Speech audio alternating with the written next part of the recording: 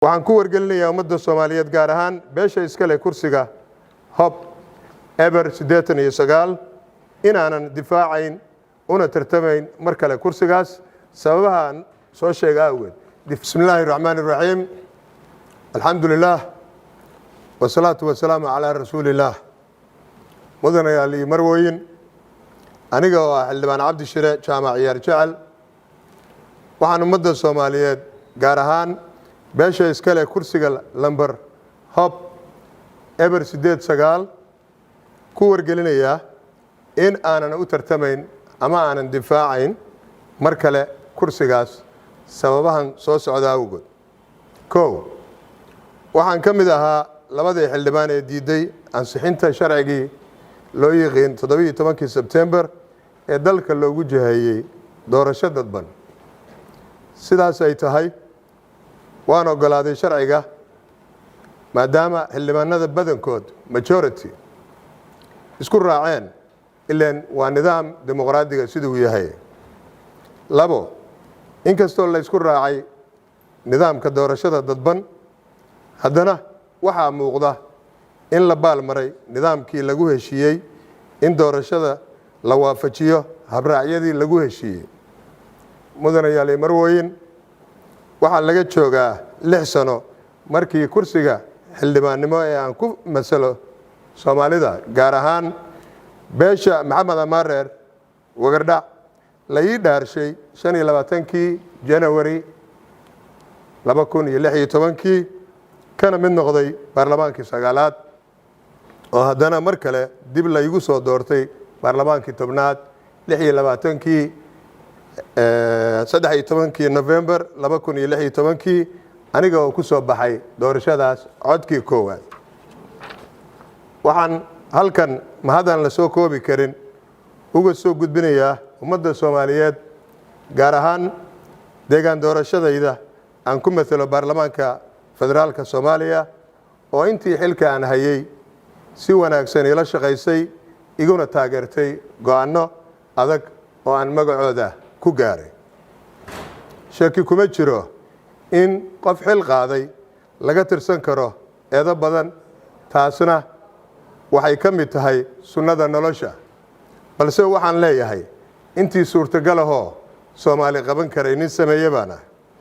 mudanayaal iyo marwooyin waxaan aaminsanahay in intii aan ka mid ahaa baarlamaanka federaalka Soomaaliya aanan marna ka aamusin joorfalka iyo tacadiyada loo geysto dalka iyo dadkaba. codkaygana aanan calaf ku doorsan, kitaabkii aan marayna ka run sheegay. waxaan u dhaartay ma aha deegaan gaar ah ee waatan guud ee dalka, dadka iyo diinta. sida aad la socotaan waxaa halkudhagi ah xaqu hadduu qaraar yahay soo qotomi ma aha.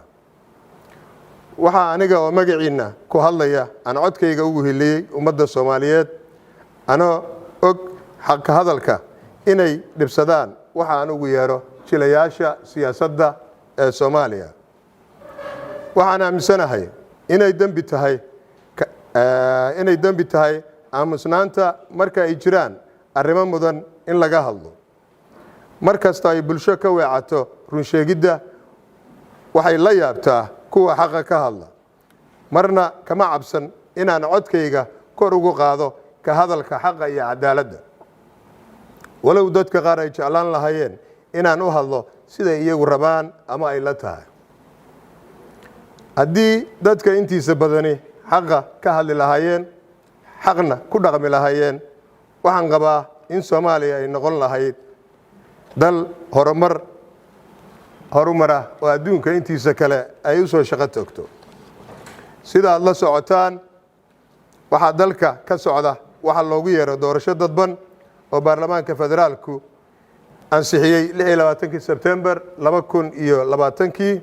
sida aan kor ku soo xusay baarlamaanka federaalka Soomaaliya kalfadhigiisa 7aad kulankiisa 6aad ee wadajirka ahaa oo ka koobnaa golaha shacabka iyo aqalka sare oo lagu qabtay xarunta golaha shacabka 26 September 2020 ayna goobjoog ahayeen 215 xubnood oo ka mid ah golaha shacabka iyo 40 xubnood oo ka mid ah aqalka sare. waxay 252 xubnood u codeeyeen in dalku aado waxa loo yaqaano doorasho dadban.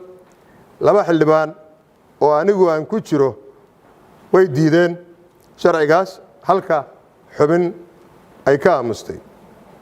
dad badan oo maalinta ay la yaabanaa markaan diidayay ansixinta sharcigaas doorashada dadban hadda waxay igu taageereen go'aankaas masiiriga ah ee aan qaatay. go'aankaas iskama qaadane wuxuu ii ahaa mid ka tarjumayay waxa aan siyaasadda ka aaminsanahay.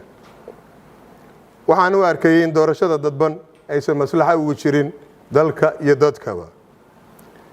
haddana waxaa idiin muuqata itifaalaha iyo foolxumada ka socota maamulada dalka, ha ahaadeen heer federaal ama heer gobol, oo xataa habraacyadii ay iyagu isku jimeeyeen iska daa dastuur la ilaashee inay baalmareen oo ay qofkay rabaan iska soo qoranayaan. sababtaas iyo kuwo kale oo badan dartood baan kala xishooday in magacayga lagu xuso taariikhda oo jiilalka soo koraya aan rajaynayo in buugaagta taariikhda loogu dhigi doono haddii eebba idmo, una diiday ansixinta sharcigaas doorashada dadban. sidaas daraaddeed waxaan ku wargelinayaa ummadda Soomaaliyeed gaar ahaan beesha iska leh kursiga Hob Eber 89 inaanan difaacayn una tartamayn mar kale kursigaas sababahan soo sheegay awgeed.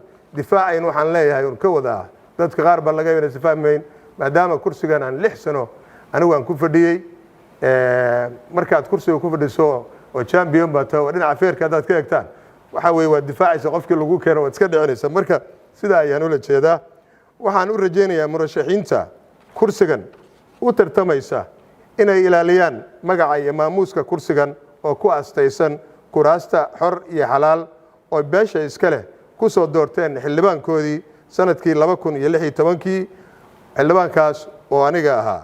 doorashadaas oo ka dhacday magaalada Cadaado dad baa waxa laga yaabaa inay leeyihiin xildhibaan Cayaar Jecel warmurtiyeedkan maanta uu soo jeedinayo muxuu u soo jeedinayaa maahan inaan leeyahay kursi baa layga boobayaa, kursi baa layga dhacayaa, ee waxaan u leeyahay waxa weeye maadaama aan mabdi'iyan u aaminsanayn doorashada dadban muddoba waxaan micnaha go'aansaday inaan micnaha ka qayb gelin. Soomaalida waxay tiraahdaa baqtiga ma cuno laakiin fuudkiisaan cabaa. marka taas suurtagal igama ahan. waa dariiq cusub aan u jihaynayo dhalinyarada iyo kuwa xildhibaanada mustaqbalka Soomaalida ee laga rabo inay sidaas oo kale go'aamo u qaataan. waxaan halkan digniin uga dirayaa madaxda dawlad goboleedyada Galmudug oo aan leeyahay ka xishooda inaad gacmaysaan doorashooyinka guud ee kuraasta golaha shacabka ee hadda ka bilaabatay Galmudug. doorashada oo la boobaa waxay dhashaa isku dhac iyo dib u dhac ummadeed. waan aragnay dhibkii ka dhashay tii 1969 taasoo keentay in madaxweynihii dalka Cabdirashiid Cali Sharmaake Rabbi ha u naxariistee maalin cad lagu dilay magaalada Laascaanood kadibna ciidamadu dalka la wareegeen.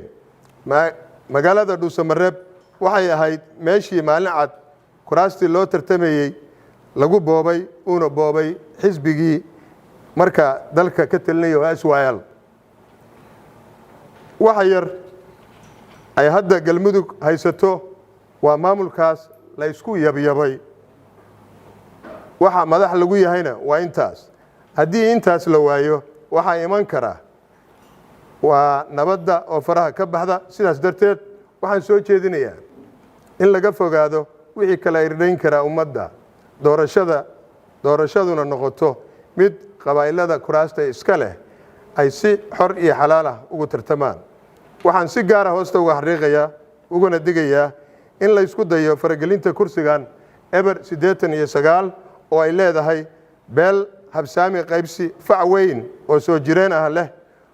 waxaan qabaa in haddii loo madax bannaanayn waayo beesha kursigeeda inuu dhici karo qalqal amni oo saameeya Galmudug oo idil. gallad iyo guul Soomaaliya ha noolaato. wabillahi tawfiiq.